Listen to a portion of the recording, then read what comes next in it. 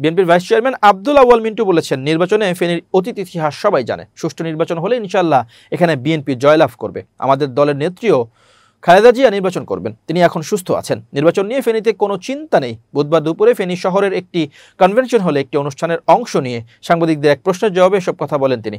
আব্দুল আউয়াল মিন্টু বলেন, লন্ডনে আমাদের ভারপ্রাপ্ত চেয়ারম্যানের সঙ্গে কথা বলে অন্তর্বর্তীকালীন সরকার যৌথ বিবৃতি দিয়েছিল। আমরা সেটিতে আস্থা রাখতে চাই যে ফেব্রুয়ারির প্রথম সপ্তাহে নির্বাচন হবে। তবে দেশের বর্তমান অবস্থা বিবেচনায় তার আগেও নির্বাচন হয়ে যেতে পারে, হয়তো জানুয়ারিতেও হয়ে যেতে পারে, কারণ সুপ্রিম কোর্টে কেয়ারটেকার সরকার নিয়ে একটা মামলা চলমান রয়েছে। তিনি বলেন, যদি কেয়ারটেকার সরকার পুনঃপ্রবর্তন হয় তাহলে এই অন্তর্বর্তীকালীন সরকার কেয়ারটেকার হবেন। কেয়ারটেকার সরকারে 90 দিনের মধ্যে নির্বাচন দেওয়ার কথা বলা আছে। সরকার জনগণের কাছে দায়বদ্ধ না থাকলে ভালো কাজ করবে না উল্লেখ করে আব্দুল আউয়াল মিন্টু বলেন, বিগত 19 বছর আমরা আন্দোলন সংগ্রাম, অত্যাচার, নির্যাতন সহ্য করে আসছি।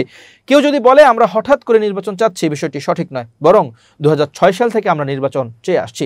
একটি দেশের সরকার যদি জনগণের কাছে দায়বদ্ধ না থাকেন তাহলে তারা কখনো ভালো কাজ করবে না। তাই আমরা চাচ্ছি নির্বাচনটা হোক।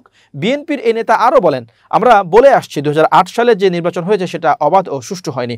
2006 সাল থেকে দেশে কোনো নির্বাচিত সরকার নেই। 2 যুগ ধরে যদি নির্বাচিত সরকার না থাকে তাহলে মানুষের অর্থনৈতিক বা জীবনযাত্রার মানোন্নয়ন হবে না। নির্বাচনের সঙ্গে জড়িত থাকে একটি সরকার যারা জনগণের কাছে দায়বদ্ধ থাকে।